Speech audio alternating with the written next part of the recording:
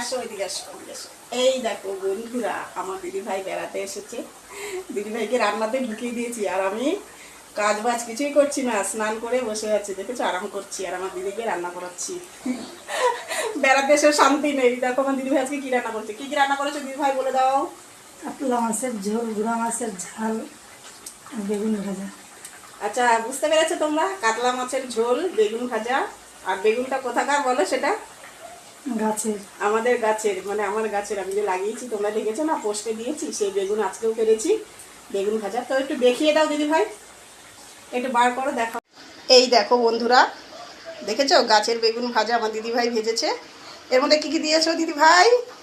পেঁয়াজ বাটা, জিরা বাটা। পেঁয়াজ বাটা, জিরা বাটা দিয়ে বেগুনটা ভেজেছে, যা লাগবে না খেতে গরম ভাতে। আর কি রান্না করেছো সেটাও দেখাও।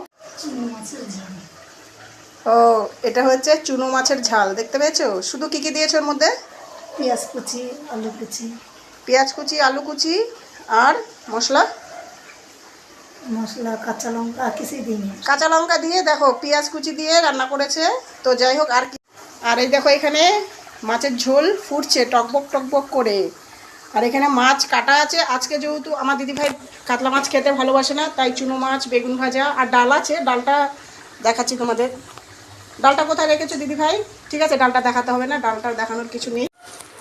বড় মাছ খেতে খুব একটা ভালোবাসে না কেউ, আমার ঘরে শুধু মেয়েই ভালোবাসে, তাই বেশি মাছ রান্না করছি না, কারণ অনেক পদ হয়ে গেছে। আর আমার দিদিভাই তো বড় মাছ খেতে একদমই ভালোবাসে না। তো দিদিভাই টাটা করে দাও সবাইকে। তো কি রান্না হয়েছে তোমরা একটু দেখে নিয়েছো।